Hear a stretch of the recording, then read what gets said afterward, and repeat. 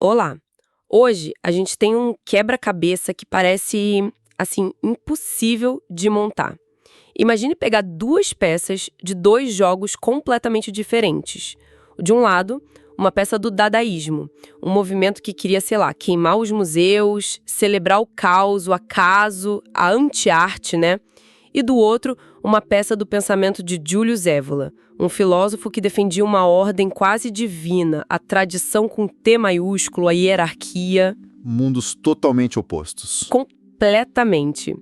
E a nossa missão aqui, com base nas fontes que a gente analisou, manifestos, textos filosóficos, análises de arte moderna, é descobrir se existe uma ponte secreta ligando esses dois mundos que, em teoria, se odeiam. E a partir daí, tentar responder a duas perguntas. Como um artista criaria a partir dessa mistura explosiva? E talvez mais difícil ainda, como é que nós deveríamos olhar para essa arte? Exatamente. E é um desafio fascinante, porque a gente está tentando construir um manual de instruções para algo que parece ter sido feito para não ter manual nenhum, né? Primeiro a gente vai tentar entrar na mentalidade do criador. O que passa na cabeça de um artista que decide usar o caos como ferramenta para afirmar uma ordem superior? E depois vamos virar o jogo e pensar no observador. Como um crítico, ou sei lá, qualquer um de nós, pode interpretar uma obra que foi feita para zombar da própria ideia de interpretação. O que a gente deve procurar ali? Ok, vamos desempacotar isso. Para começar a montar o quebra-cabeça, acho que a gente tem que pegar a primeira peça, o dadaísmo. A ideia central, pelo que as fontes mostram, era de pura demolição. Era combater a arte usando a própria arte, certo? Isso. Quebrar a lógica, a beleza, tudo que a arte séria representava. E isso era só pela destruição. Então, esse é o ponto crucial que um dos teóricos, o Peter Berger, aponta. Essa demolição não era só por fazer bagunça. Não era niilismo puro. O objetivo deles era muito mais ambicioso. Eles queriam que a arte parasse de ser essa coisa sagrada, trancada num museu, e se dissolvesse de volta no que eles chamavam de praxis da vida. Praxis da vida, isso soa bem acadêmico. O que isso quer dizer na prática? Tipo, tirar a arte da parede e levar para a rua? Exato, mas não para a vida comum do dia a dia, que eles também achavam burguesa e entediante. A ideia era usar a arte para chacoalhar a vida, sabe? Para criar uma nova forma de viver. Por isso, a obra dadaísta não é um quadro para você ficar admirando. É um evento, uma provocação, uma performance. Pense no artista brasileiro Flávio de Carvalho, lá nos anos 30. Ele não pintava um quadro sobre a hipocrisia social. Ele ia para a rua e testar essa hipocrisia na pele. Uma vez, ele andou na direção contrária de uma procissão de Corpus Christi, de boné na cabeça, só para estudar a reação de fúria da multidão. A obra dele foi a confusão, a raiva, a experiência toda, saca? Entendi. A arte vira uma espécie de experimento social ao vivo. Certo, então o dadaísmo é a demolição completa, a terra arrasada da arte. Fico pensando, depois que você destrói tudo, o que sobra? Um grande vazio. Pois é. E aí que a gente traz esse outro personagem, o Evola, para a conversa. Porque ele parece ser o oposto completo. E ele é. Evola é o homem da ordem dos princípios eternos, um crítico feroz do caos moderno. À primeira vista, não poderiam estar mais distantes, mas a ponte secreta entre eles, por mais incrível que pareça, é um conceito central para o Evola: o indivíduo absoluto. Indivíduo absoluto. Ok, outro conceito que soa grandioso. Na prática, o que é isso? É sobre o artista se sentir o centro do universo? Ignorar o mundo? É tipo um superpoder artístico? É quase isso. O caminho de Evola também é uma rejeição radical ao mundo moderno, assim como o dos dadaístas. Mas em vez de parar na destruição, ele propõe um passo além.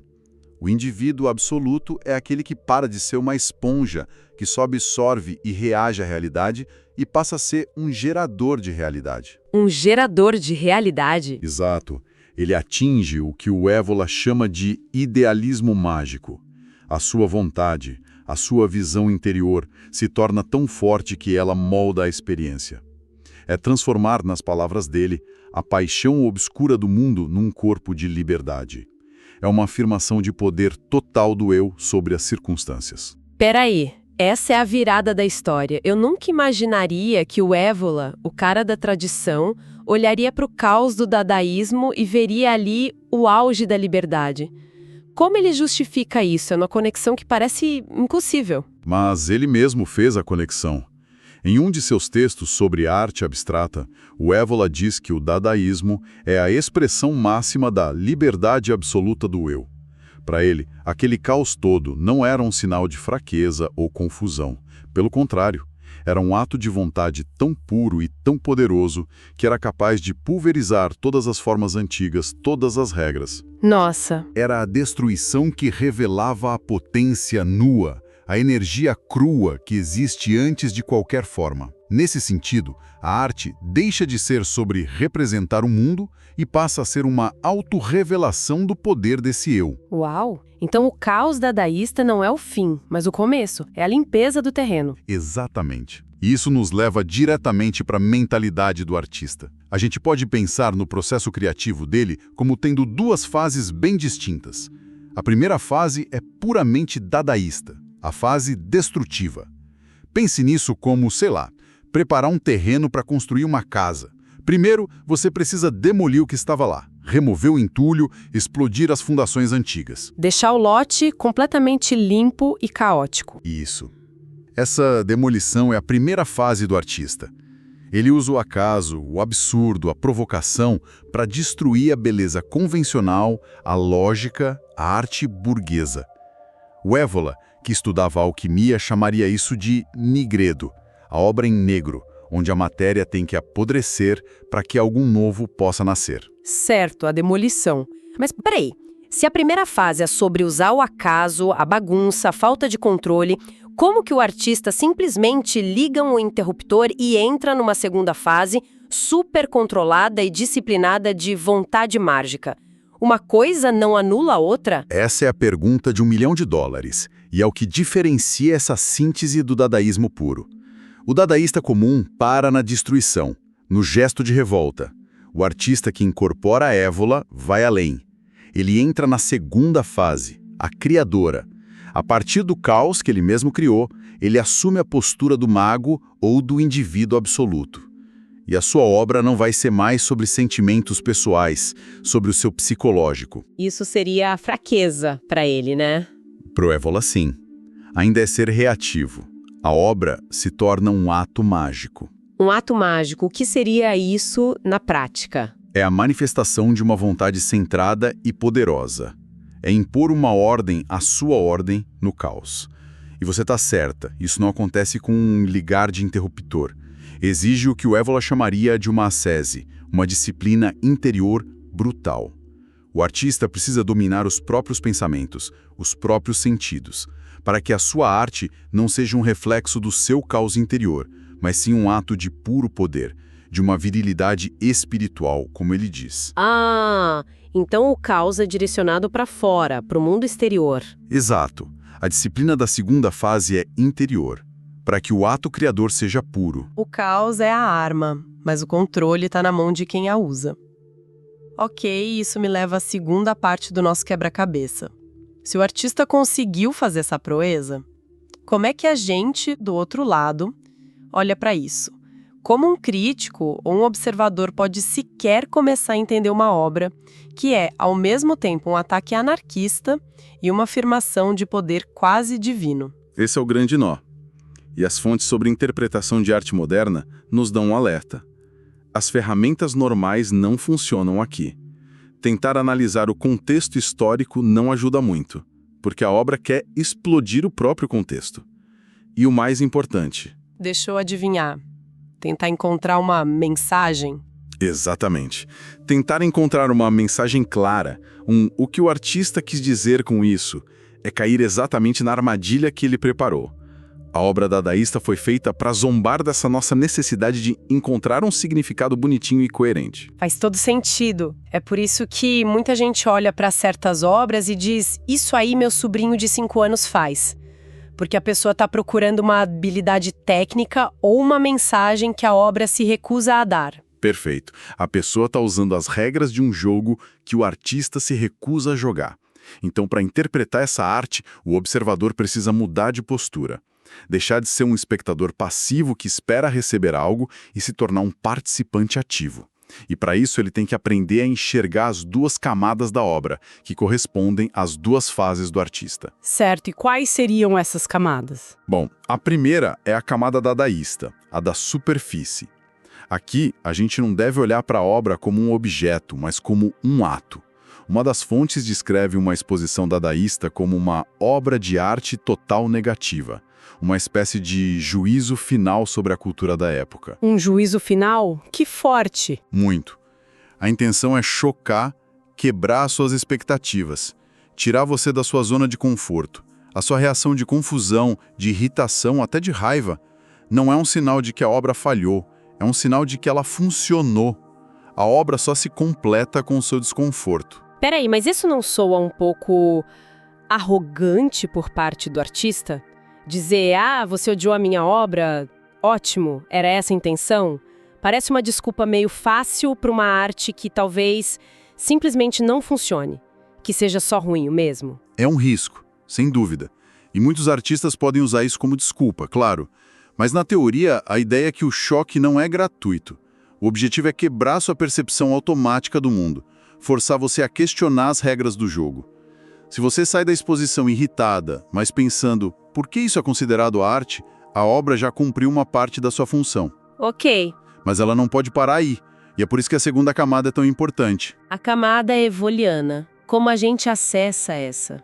Para enxergar a camada evolana, é preciso fazer o que as fontes chamam de interpretação em profundidade. É preciso buscar o que está oculto, o que está por trás da bagunça. Nesse caso, o que está oculto é aquele ato de vontade, a afirmação da liberdade do indivíduo absoluto. É preciso tentar sentir o estado espiritual de onde a obra nasceu. E aqui tem uma citação do Évola que é a chave de tudo. Ele diz que a incoerência da superfície é apenas uma aparência, por trás da qual vive, numa luminosidade metálica, o sentido da liberdade absoluta do eu. Luminosidade metálica. Que imagem poderosa.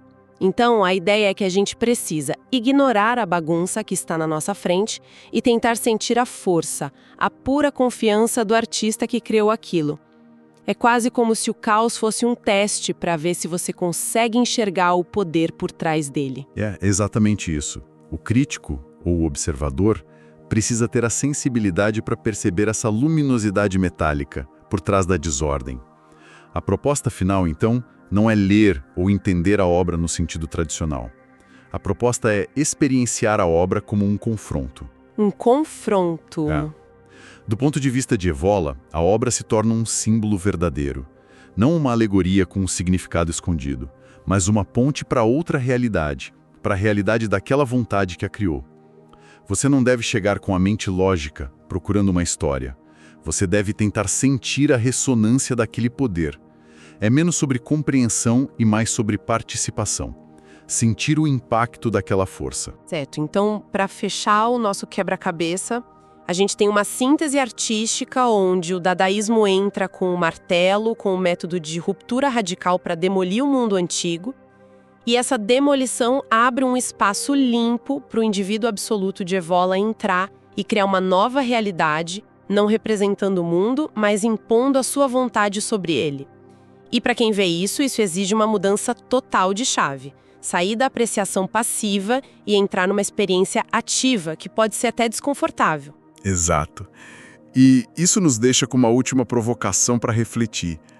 O Évola via a nossa época como o Kali Yuga, a idade sombria da dissolução total. Se a gente aceita essa visão pessimista, uma arte como essa que a gente discutiu deixaria de ser só uma escolha estética, né? Ela se tornaria quase um ato de sobrevivência espiritual. Nossa, faz sentido. E isso levanta uma questão final. Se a arte pode ser esse ato mágico para impor uma ordem superior ao caos, será que a obra de arte definitiva, nessa fusão entre Dada e Évola, não seria uma pintura ou uma escultura, mas a própria vida do artista? uma vida vivida como uma obra de arte, como um ato contínuo de revolta e afirmação de poder contra o mundo moderno. Olá, bem-vindos a mais uma conversa. Hoje o nosso mergulho é num verdadeiro vespeiro, sabe? Ah, com certeza. Um movimento de artistas que dizia abertamente que não fazia arte. A gente vai tentar entender o dadaísmo. E que desafio, né? E descobrir o que essa turma, que adorava quebrar todas as regras, realmente queria dizer com aquelas obras que, assim, à primeira vista, parecem uma bagunça completa. É um ótimo jeito de colocar, porque a nossa missão aqui é justamente encontrar o método por trás dessa aparente loucura. Exato. Vamos investigar como se interpreta uma obra dadaísta, o que os artistas queriam provocar, e vamos focar num caso muito específico e complexo. Que é o do Julius Evola. Exatamente. O pintor e filósofo. A pergunta é, como ele usou essa anti-arte para os próprios fins que eram, assim, bem diferentes do resto do movimento. Ok, vamos desvendar isso. Porque a primeira coisa que salta aos olhos nas fontes é essa ideia de negação. Uma negação total. Sim. O dadaísmo não era só um estilo novo, era uma bomba jogada no museu. Exato. Eles não se viam como a próxima etapa da história da arte. Não mesmo. Eles se viam como o fim dela. A intenção era, e as fontes usam essa frase, combater a arte com a arte. É quase um paradoxo, né? Totalmente. Pensa bem, se a arte tradicional por séculos buscou beleza, harmonia, estética... O Dada chutava tudo isso pra longe. Isso. E se a arte clássica queria passar uma mensagem clara, uma moral, o Dada buscava, de propósito, não ter mensagem nenhuma. A bola ficava toda com o espectador, então. Exatamente. E essa atitude não ficava só na tela, ia pra vida. Era uma filosofia. Ah, sim. Um dos manifestos mais famosos fala do Dadaist Disgust, o nojo dadaísta. É um nojo da lógica, da memória, dos profetas, do futuro. De toda a estrutura racional. De toda a estrutura que, na visão deles, tinha levado a Europa à carnificina da Primeira Guerra Mundial.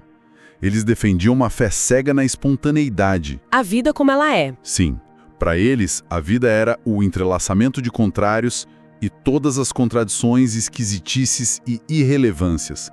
Eles não queriam arrumar a bagunça do mundo. Eles queriam colocá-la num pedestal. Perfeito. E essa bagunça podia ser bem política, certo? As fontes mostram que o dadaísmo de Berlim, por exemplo, não estava para brincadeira. Nem um pouco. Eles não tinham medo de serem diretos, de colocar o dedo na ferida.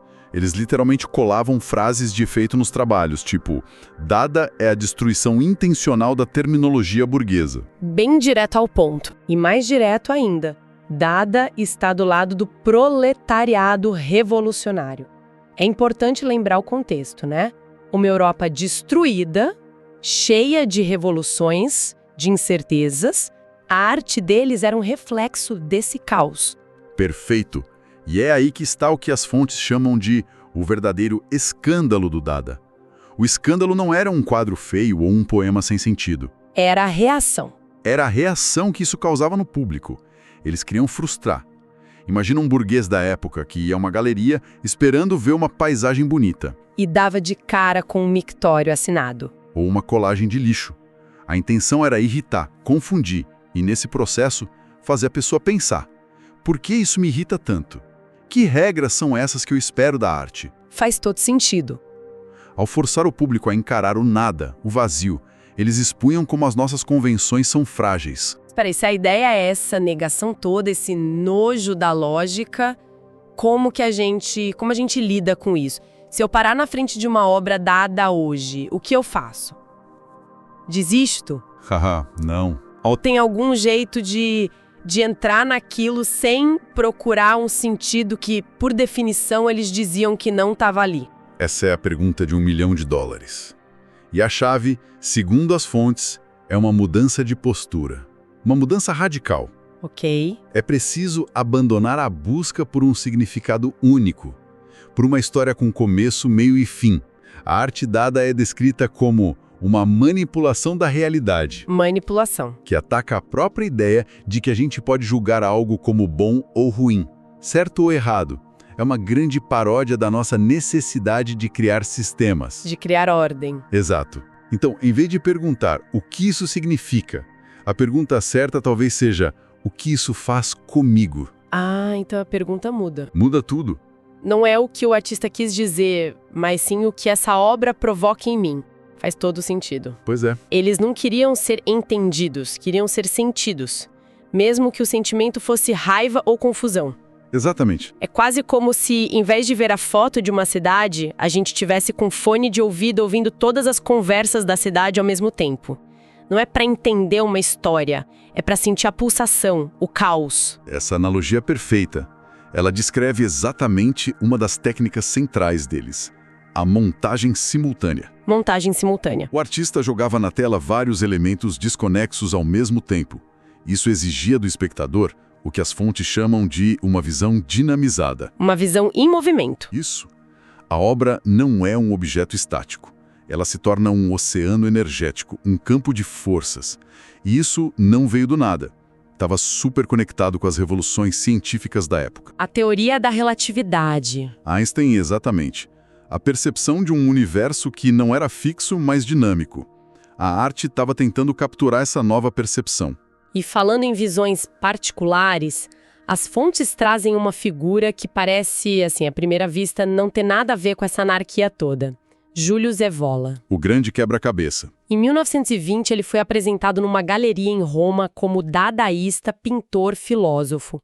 Como um cara que depois ficou conhecido por escritos sobre tradição, esoterismo e hierarquia. Foi parar no meio do movimento mais antitradição que existiu. Essa é a questão. A fase artística de Evola, que dialoga com o dadaísmo, foi curta, de 1918 a 1921, mas foi extremamente intensa. E ele dá um nome para isso, né? Deu. Ele mesmo batizou esse período de abstratismo místico. E não era algo isolado. As fontes mostram uma correspondência direta dele com Tristan Tzara, Um dos fundadores do Dada. um dos papas do dadaísmo em Zurique. Nessas cartas, Evola se mostra um entusiasta fervoroso, sabe? Planejando criar uma revista Dada na Itália, reclamando que os outros artistas de vanguarda italianos eram superficiais. E qual era essa profundidade que só ele via? Porque, pelo que a gente viu, a profundidade do Dada parecia ser justamente a ausência de profundidade. Exatamente. E é aí que o Evola vira o jogo. Para ele, o dadaísmo não era só um protesto. Era o ponto final da arte como a conhecíamos. O fim da linha. E por isso mesmo, era uma solução espiritual. Ele via aquelas obras caóticas como sinais de uma liberdade interior absoluta, de um profundo egoísmo. Egoísmo no bom sentido, imagino? No sentido de um indivíduo que se libertou de todas as amarras, sociais, culturais, psicológicas. Certo. Mas isso não soa um pouco contraditório? O movimento todo era sobre negar significados profundos, e ele chega querendo adicionar o significado mais profundo de todos, o espiritual. Sim, parece que ele queria usar a dinamite do dadaísmo, mas para construir um templo, não só para explodir o prédio. Essa é a contradição que define a participação dele no movimento. E a chave para entender isso está na crítica que ele faz ao próprio dadaísmo. Ah, ele criticava também? E como? Tem uma frase dele em italiano, nas fontes, que é reveladora. Il dadaísmo difetta dell'interpretazione mística. Que significa? Basicamente, falta ao dadaísmo a interpretação mística. Na visão dele, os dadaístas foram geniais. Eles alcançaram a pureza vital, destruíram as velhas formas, mas pararam na metade do caminho. Não foram até o fim. Eles não perceberam o que tinham encontrado.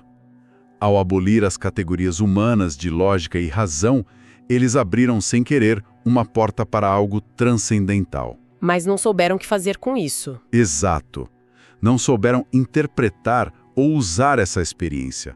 Ficaram só na destruição. Ok, na teoria faz sentido. Ele viu uma ferramenta e quis dar um novo uso a ela.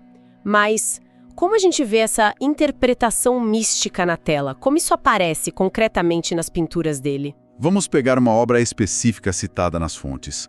La fibra se inflama e le pirâmide. A fibra se inflama e as pirâmides. Isso, de 1920. O título já é estranho, evocativo. Mas o segredo está nos detalhes. Dentro daquela composição abstrata, Evola pinta o símbolo alquímico do enxofre, o o Zolfo. Alquimia. Agora a coisa ficou séria. Pois é. E para entender o peso disso, a gente precisa pensar um pouco no objetivo do alquimista. Não era só transformar chumbo em ouro, mas principalmente transformar a si mesmo. Purificar a própria alma. Exatamente. E nesse processo existiam fases. Uma das mais avançadas era a ópera ao rosso, a obra em vermelho. E o enxofre era o ingrediente-chave para essa fase. Ah, então ele não tá só jogando um símbolo aleatório ali, como talvez um outro dadaísta fizesse. De forma alguma. Ele tá deixando uma pista, um marcador num mapa. A destruição das formas na pintura dele não é o fim da linha. É um passo. É um passo num processo de transformação espiritual. Precisamente.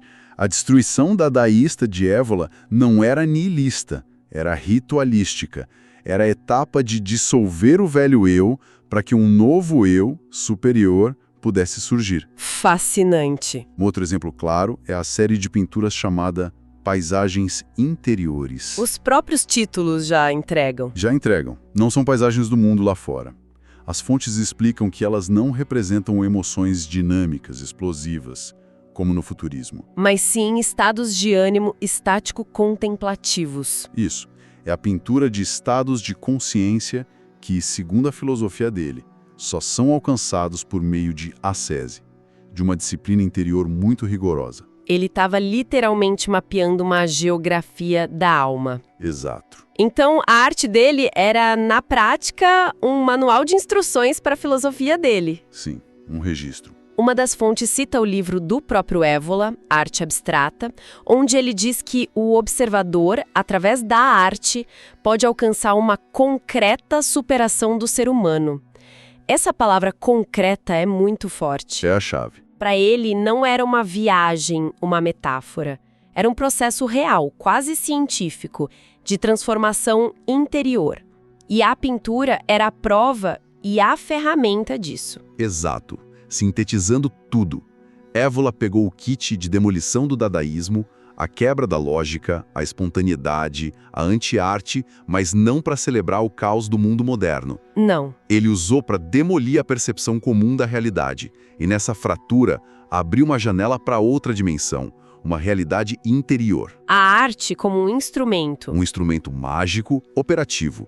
A destruição das formas era o primeiro e necessário passo para se libertar das limitações da condição humana e atingir o que ele chamava de indivíduo absoluto. Que jornada! A gente começou essa conversa com o dadaísmo como uma explosão caótica, barulhenta, uma grande celebração do nada. Sim, contra a ordem, a lógica. A arte burguesa. Uma negação total. E terminamos com a aplicação muito particular de Julius Evola, que olhou para esse nada e não viu um fim, mas sim um portal. É uma ótima imagem. É como se, enquanto o dadaísmo quebrava o espelho que refletia o mundo, Évola estivesse tentando pegar os cacos para montar não um novo espelho, mas um sigilo mágico. um sigilo mágico, um mapa por uma paisagem que só existe do lado de dentro. Sabe, fico pensando numa coisa que uma das fontes aponta. Os manifestos Dada eram nihilistas, diziam não a tudo. Sim. Mas a produção artística, as colagens, os poemas, de certa forma, eram construtivas. Elas criavam algo novo, mesmo que a partir de destroços. É verdade. E isso nos deixa com uma pergunta para refletir. Será que todo ato de pura destruição artística é, secretamente, também um ato de criação? Uma boa pergunta. Talvez demolir um sistema seja sempre o primeiro passo para se construir um novo, mesmo que seja um universo que, a princípio, só exista para o próprio artista.